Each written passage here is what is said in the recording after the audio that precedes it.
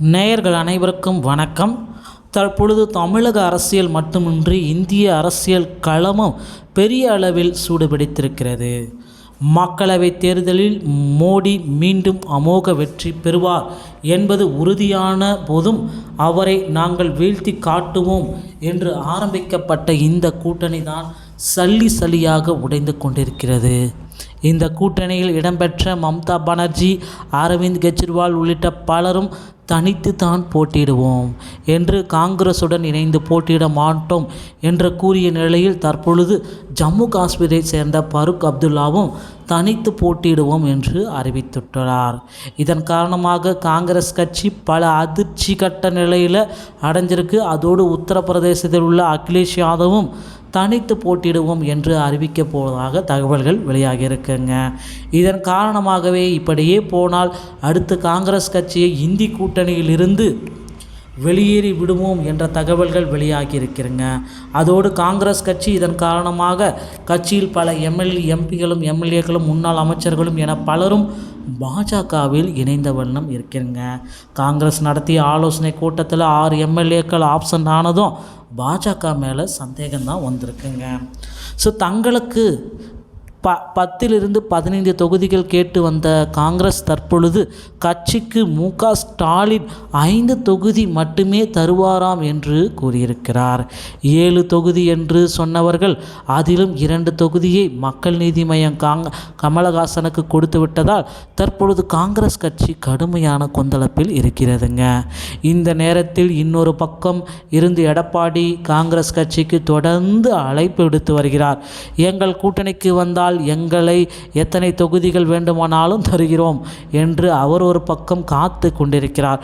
காங்கிரஸ் கட்சிக்கு தூது மேல் தூது விட்டு வருகிறாராம் எடப்பாடி. குறிப்பாக வரப்போகிற மக்களவை தேர்தலில் பாஜக 21% வாக்குகளையும் அதிமுக 16% வாக்குகளையும் பெறுமென்று கருத்து கணிப்புகள் வெளியாகியிருக்குங்க. பாஜக 2ஆம் இடத்தை பிடிக்கப் போகிறது என்று செய்திகள் வெளியானதிலிருந்து கடுமையான அப்செட்டில் இருக்கிறார் எடப்பாடி. அதனால் எப்படியாவது பாஜக கூடிய கட்சிகளை கூட்டணிக்குள் இழுத்து 2ஆம் இடத்தை தக்க வைத்து கொள்ள வேண்டும் என்கிற முயற்சியில் படுதீவிரமாக இருக்கிறார். இந்த நேரத்தில் திமுக கூட்டணியில் இன்னும் ஒரு தொகுதி பங்கீடு முடிவுக்கு வராததால் எப்படியாவது காங்கிரஸ் கட்சியை தங்கள் பக்கம் இழுத்துவிட வேண்டும் என்று தீவிரம் காட்டி வருகிறார்.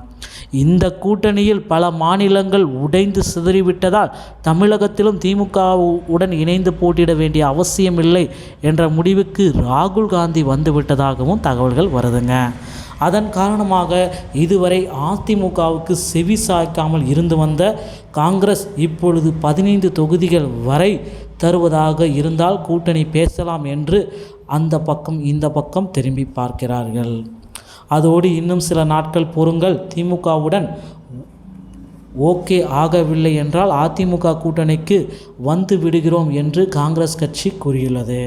அதனால்தான் அதிமுகவின் மாஜி அமைச்சர்கள் சீக்கிரமே திமுக கூட்டணி உடைய போகிறது, சில முக்கிய கட்சிகள் எங்கள் கூட்டணிக்கு வரப்போகிறார்கள் என்று பேசிக்கொண்டிருக்கிறார்கள். தங்களுக்கு தொகுதிதான் முக்கியம் வேண்டும் என்பதில் உறுதியாக இருப்பவர்கள். அதனால் மதிமுக, விசிக போன்ற கட்சிகளுக்கு குறைவான தொகுதி கூடவே பல கோடிகள் என்று தின்போட்டு விட்ட மு.க. ஸ்டாலின் கட்சியிடம் அப்படி டீல் போட முடியவில்லை. அவர்களுக்கு திமுகவில் உள்ள மிகப்பெரிய பண முதலைகள் என்பதால் எங்களுக்கு தொகுதிகள் வேண்டும் என்பதில் உறுதியாக இருக்கிறோம். ஆனால் மு.க. ஸ்டாலின் தங்கள் குறைவான தொகுதியில் போட்டியிட்டால் குறைவான தொகுதிகளில் வெற்றி பெற்று லோக்சபாவில் 3ஆம் இடத்தில் இருந்து பின்தள்ளப்படுவார்கள். அதனால் காங்கிரஸுக்கு அடுத்த இடத்தை பிடித்துவிட வேண்டும் என்ற நோக்கத்தில் அதிக தொகுதிகளை திமுகவிடம் கேட்குறாங்க. உறுதியாக இதில் இருந்து வருகிறார் ஸ்டாலின். நமக்கு சாதகமாக முடிவுகள் வரும் என்பதற்காக வேண்டுமென்றே இழுத்தடித்து வருவதாகவும் கூறப்படுகிறதுங்க. இதன் காரணமாக தற்பொழுது பாஜகவின் மேலிடம் அண்ணாமலையின் பாத யாத்திரை நிறைவினால் விழாவை மார்ச் மாதத்திற்கு தள்ளி வைத்திருக்கிறதாம் என்று கூறப்படுகிறது. அதற்குள் கூட்டணி குறித்து முடிவெடுத்து விடுங்கள், அதை பிரதமர் மோடி கலந்து கொள்ளும் விழாவில் கூட்டணி கட்சிகள் அனைத்தும் இணையலாம் அப்படின்ட்டு கூறப்படுதுங்க.